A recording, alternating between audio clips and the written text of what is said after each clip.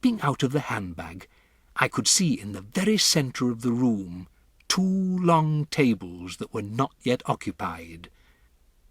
Each of them carried a notice fixed onto a sort of silver stick, and the notices said, "Reserved for members of the RSPCC."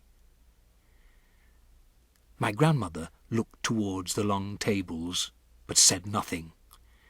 She unfolded her napkin and spread it over the handbag on her lap.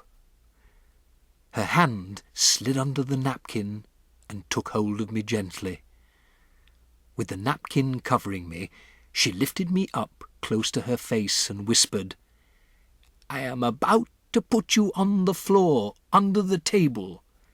The tablecloth reaches almost to the ground, so no one will see you.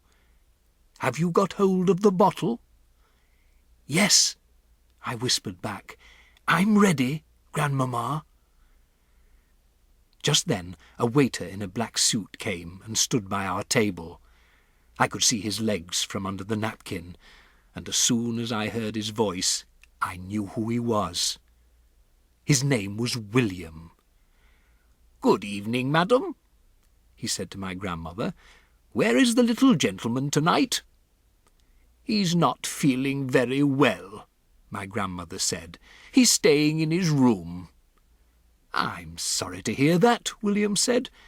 "Today there is green pea soup to start with, and for the main course you have a choice of either grilled fillet of sole or roast lamb."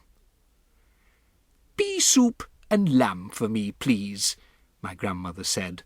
"But don't hurry it, William. I'm in no rush tonight. In fact, you can bring me a glass of dry sherry first." "Of course, madam," William said, and he went away.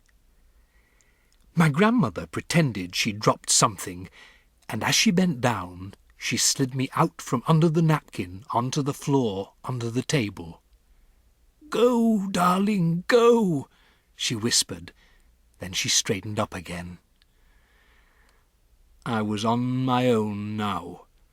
I stood clasping the little bottle. I knew exactly where the door into the kitchen was. I had to go about halfway round the enormous dining room to reach it.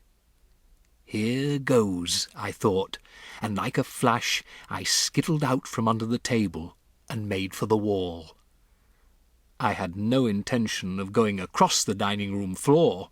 It was far too risky. My plan was to cling close to the skirting of the wall all the way round until I reached the kitchen door.